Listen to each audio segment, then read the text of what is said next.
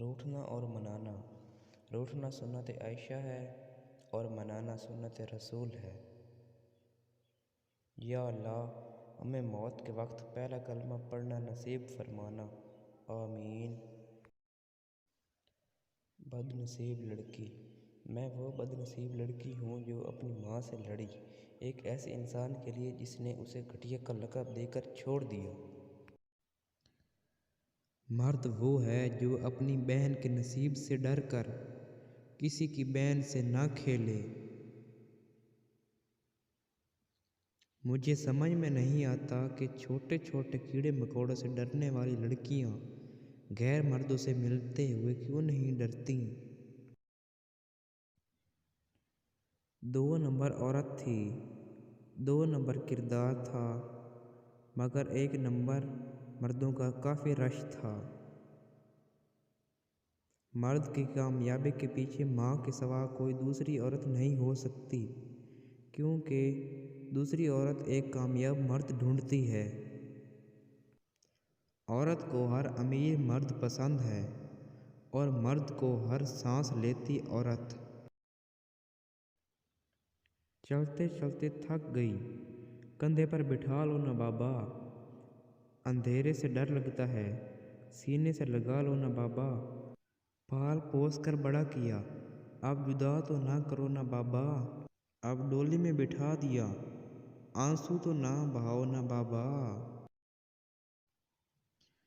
اچھی لڑکیاں محبت سے زیادہ اپنی عزت کی پرواہ کرتی ہیں، اور یہ بات 100% سچ ہے۔ خود کو جب دنیا سے بیزار پاؤ، قرآن اٹھاؤ، دل سے لگاؤ اور رب کے ہو جاؤ۔ شاہی جوڑا بس ایک ہی تھا، حضرت مولا علی اور حضرت بی بی فاطمہ زہرا۔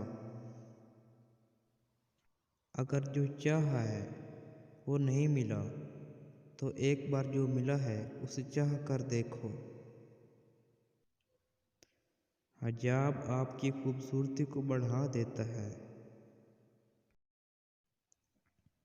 یا اللہ ایسی موت عطا کرنا جس میں کلمہ اور کفن دونوں نصیب ہوں، آمین۔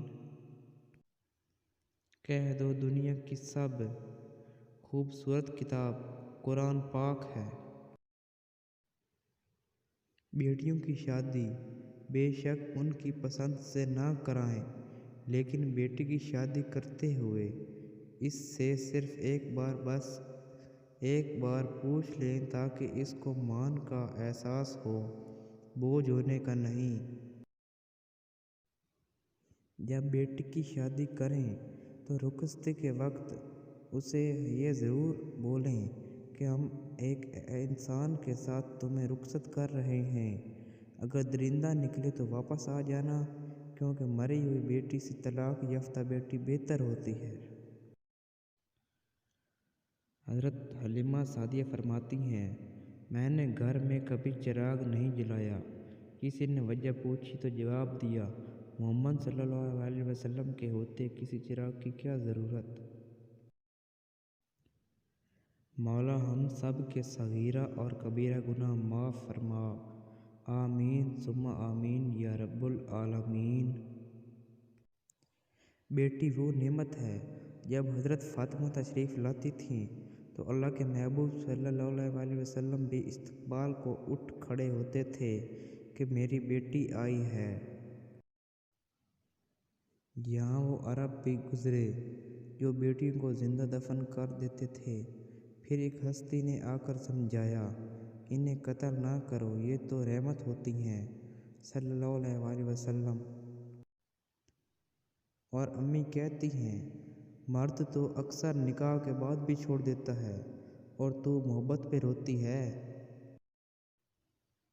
بنت ہوا محتاط رہا کریں، ابن آدم اتنے فرما بردار ہیں کہ محبت اپنی مرضی سے کرتے ہیں پر نکاح والدین کی مرضی سے کرتے ہیں۔ جن کے نام میں اتنی کشش ہے، سوچ وہ خود کتنی پرکشش ہستی ہوگی۔